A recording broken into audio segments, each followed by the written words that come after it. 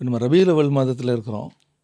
ரபியுல் அவல் வந்துட்டாலே ஒரு பெரும் மகிழ்ச்சி முஸ்லீம்களுக்கு மத்தியில் இது. இது உலகளாவிய அளவில் எல்லா இடங்கள்லையுமே இருக்குது. அப்போ இந்த ரபியுல் அவல் வந்துட்டாலே 2 வார்த்தைகள் வந்து அதிகமாக பேசுபொருளாக இருக்குது. ஒன்று மீலாது, இன்னொன்று மௌலுது. இந்த மீலாது மௌலுதுங்கிறது ஒரே அர்த்தம் தானா, இல்லை வெவ்வேறு அர்த்தமா? இந்த 2க்குமான வித்தியாசங்கள், வேறுபாடுகள் என்ன சார்? சரி, நீங்கள் சொன்னது உண்மைதான். அதாவது உலக முஸ்லீம்கள் அத்தனை பேரும் குதூகலத்தில் இருக்கிறார்கள் அப்படின்னு ரபியுல் அவ்வல் மாதம் வந்துவிட்டாலே ஒரு இனம் புரியாத மகிழ்ச்சி, சந்தோஷம் இருக்க தான் செய்யுது. அதுக்கு காரணம் நபி ஸல்லல்லாஹு அலைஹி வஸல்லம் அவர்களின் மூலமாகத்தானே நமக்கு இஸ்லாம் கிடைத்தது, குர்ஆன் கிடைத்தது, நம்மை படைத்த இறைவன் யாரென்று நாம் தெரிந்து கொண்டோம், அவனை வணங்குகின்ற வாய்ப்பை பெற்றோம், மறுமையில் வெற்றி பெறப் போகிறோம். இது எல்லாமே அவர்களால் தான் நமக்கு கிடைத்தது என்று வருகின்ற போது, அவர்களை இந்த உலகத்திற்கு தந்த மாதம் வந்தால் இயற்கையிலே நம்முடைய உள்ளங்களுக்கு ஆனந்தமும் குதூகலமும் ஏற்படத்தான் செய்யும். அதனால தான் சொல்லுவாங்க, 1000 பெருநாட்களுடைய குதூகலம் ஒரே ஒரு ரபியுல் அவ்வலுக்கு அர்ப்பணம் அப்படின்னு சொல்லுவாங்க.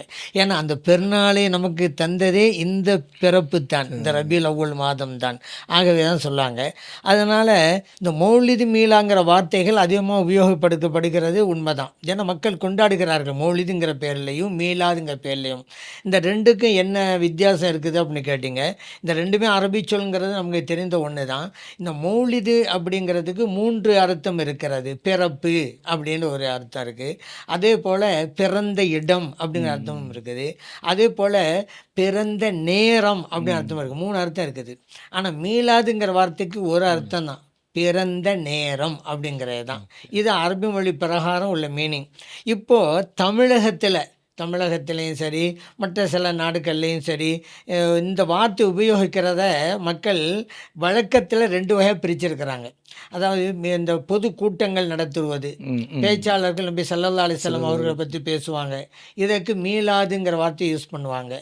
கவி நடையிலே நபி ஸல்லல்லாஹு அலைஹி வஸல்லம் அவர்களை புகழ்வதுன்னு இருக்கிறது அல்லவா, அதுக்கு மௌலிது அப்படிம்பாங்க. இது வழக்கத்தில் உள்ள வித்தியாசம்தான். கவி நடையிலே புகழ்ந்தால் மௌலித், உரை நடையிலே நபி ஸல்லல்லாஹு அலைஹி வஸல்லம் அவர்களை புகழ்ந்தால் அது மீலாது. அது வந்து நடைமுறை தான். ஆனால் மீனிங் வந்து அரபி மொழியில் நான் ஏற்கனவே சொன்ன மாதிரி பிறந்த இடம் என்றும் பிறந்த நேரம் என்று தான் இது அறிவிக்கிறது.